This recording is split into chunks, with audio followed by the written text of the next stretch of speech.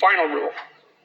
It's called pet a cat when you encounter one on the street. And it's the most personal chapter in the book. It's a lot about my daughter. And my daughter was very ill when she was a kid, but particularly when she was a teenager. She had a very terrible time of it. She had juvenile rheumatoid arthritis, and when she was between the ages of 14 and 16, it first destroyed her hip, which had to be replaced, and then it destroyed the ankle on her other leg, which had to be replaced. And she walked around for 2 years on broken legs, and she was taking massive doses of opiates and could hardly stay awake. And she had this advanced autoimmune disease, which produced all sorts of other symptoms that were just as bad as the joint degeneration, but which are harder to describe. And so it's just bloody brutal. And as a test of your faith, there's almost nothing that's more direct than a serious illness inflicted upon an innocent child, right? And so the chapter's a meditation on that, and also on what to do in a situation like that, because everyone is going to have a situation like that in some sense, because you'll be faced with illness in the people that you love and in crisis. And so it's a practical guide to coping with those sorts of things. And one of the things you do when you're overwhelmed by crisis is you shorten your time frame. It's like you can't think about next month. Maybe you can't even bloody well think about next week, or maybe not even tomorrow. Because now is just so overwhelming that that's all there is. It's like, and that's what you do. You cut your time frame back until you can cope with it. And if it's not the next week that you see how to get through, then it's the next day. And if it's not the next day, then it's the next hour. And if it's not the next hour, then it's the next minute. And people are very, very, very, very tough.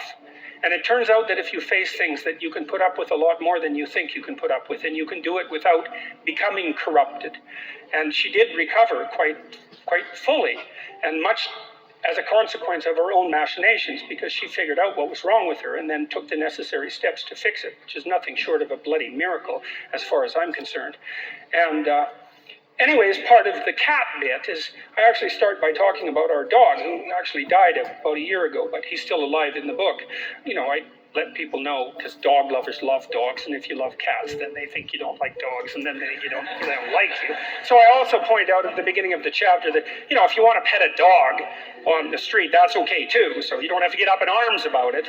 But the idea is that, you have to be alert when you're suffering. You have to be alert to the beauty in life, the unexpected beauty in life. And that's kind of what I was trying to get across with the idea of the cat. There's this cat that lives across the street from us called Ginger, and Ginger's a Siamese cat. And cats really aren't domesticated. Technically speaking, they're still wild animals, but they kind of like people. God only knows why, but they do, And so Ginger will come wandering over, and our dog looks at her, but they're friends, and she rolls over on his back, and Seiko used to, nose her a bit. And then she kind of mosey over and let you pet her if she was feeling like it that day. And, you have to look for that little bit of sparkling crystal in the darkness when things are bad. You have to look and see where things are still beautiful and where there's still something that's sustaining. And, you narrow your time frame, and you be grateful for what you have. And that can get you through some very dark times. And maybe even successfully if you're lucky. But even if unsuccessfully, then maybe it's only tragic and not absolute hell. And you can do that, in the worst situation. You can make it only tragic and not hell. And there's a big gap between tragedy and hell. There's nothing worse at a deathbed than to see the people there fighting. The death is bad enough, but you can take that, terrible as it is, and make it into something that's absolutely unbearable. And maybe I think, and this is sort of what I closed the book with, is this idea is that if we didn't all attempt to make terrible things even worse than they are, then maybe we could tolerate the terrible things that we have to put up with in order to exist. And maybe we could make the world into a better place, and it's what we should be doing and what we could be doing, because we don't have anything better to do. And that's what the book is about. And that's the end of 12 Rules for Life. Thank you.